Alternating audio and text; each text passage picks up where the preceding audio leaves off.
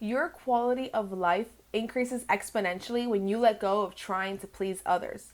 Today's video, I'm going to give you 5 tips to increase your quality of life and get closer to your financial goals.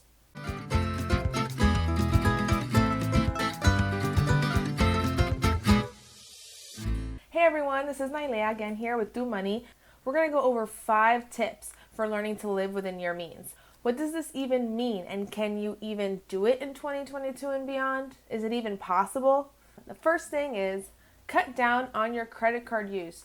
Credit cards are not free money. So credit cards can be very convenient.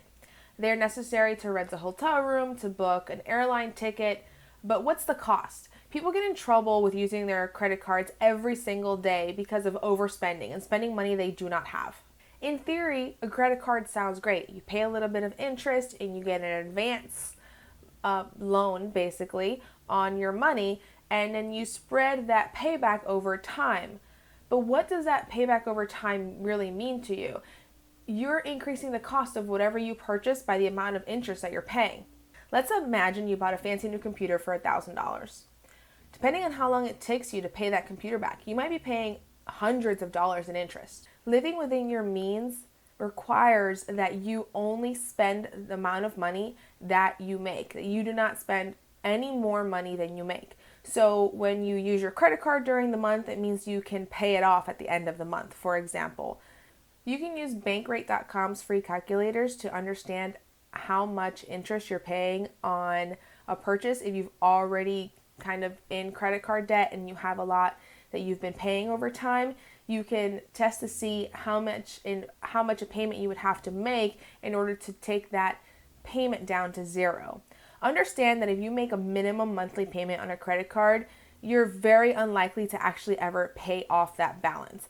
The minimum payments on credit cards are extremely low, especially if you owe more than $1,000 on a credit card.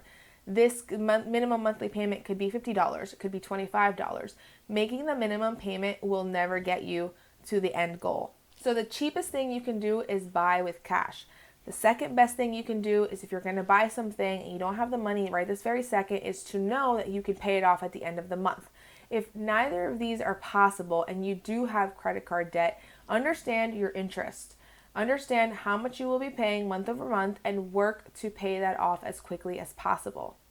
Additionally, if you know that a big expense is coming or you know you want something very expensive, save that money starting now. Set aside $50 a month, $100 a month, whatever the cost is, and when you get to that savings amount, pay for that amount in cash and don't put it on your card. Or if you're going to put it on your card, pay it off right away.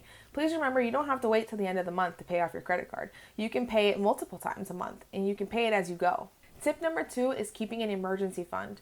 Life is unpredictable.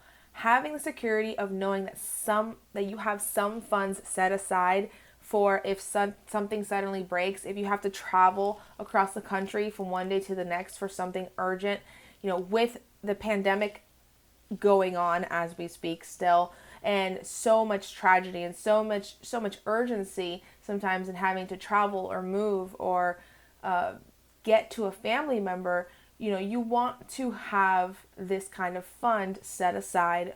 So do yourself a favor and get an emergency fund. How much money do you save in your emergency fund?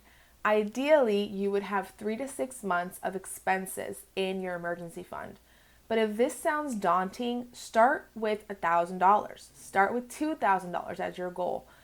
Go in baby steps and get there slowly, but know that you are putting this money aside for you, for your health, for your mental health, and to relieve you of any anxieties when these things eventually happen. It's inevitable for us to have emergencies. So do yourself a favor, help yourself live within your means, and keep an emergency fund. If you've found these tips helpful so far, make sure to click the like button and keep listening for more. The third tip is to cut down on your expenses. If you're struggling to live within your means, I think it's time to take a hard look at your expenses. I have a completely free form on my website that I'll link below. That's in my budget book that I have also that I'll link below on Amazon. And in this worksheet that I go through in very much detail, You list out all of your expenses, and when you pay these expenses, that allows for you to have more visibility on what you have. So if you have gym memberships, hair, nail salon, cable TV, or if you pay for Netflix, Hulu, Disney Plus, Peacock, and you have all of these streaming services, maybe your cell phone bill is really high or your car insurance, now's the time to really sit down, make a list of those expenses, and start to take a hard look at what you can cut back so that you can learn to live within your means. Again, this is going to reduce your anxiety. It's going to make you happier in the end when you know that you're not stressing about paying your bills. All right, tip number 4. This might be my favorite one. Don't deprive yourself. So, okay, you're telling me to cut my expenses, you're telling me to stop spending money, but now you're telling me to spend money.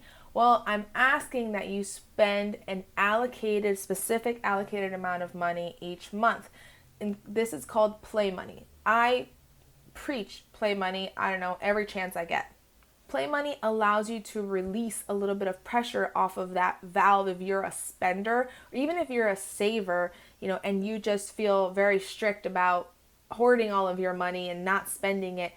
Having play money allows a release that gives you space, whether you're a spender or a money saver, to feel satisfied and know that the money you're spending is for that purpose. So how do you determine how much play money you can have? It all depends on your budget. It all depends after your expenses. So first you'd have to go through all of your expenses, look at your income, look at all your expenses. How much money do you have left over? Are you squandering it? Are you spending more money on play than your bills? Are you spending your bill money on play? How is it that you are truly long-term depriving yourself because you're not planning for the future, saving or spending now to satisfy that itch? Get yourself out of that diet mindset when it comes to money. Deprivation is not good either in a diet or with money. So you want to make sure that you consume a little bit at a time so that you don't explode, right? Just like you should eat small meals during the day or a certain amount of calories in the day for your food. You want to make sure that you're not going to explode one day and go out and buy $1,000 TV all of a sudden because you haven't spent money in a while. Set aside however much you can a paycheck. Again, you look at your income, subtract your expenses, what do you have left over?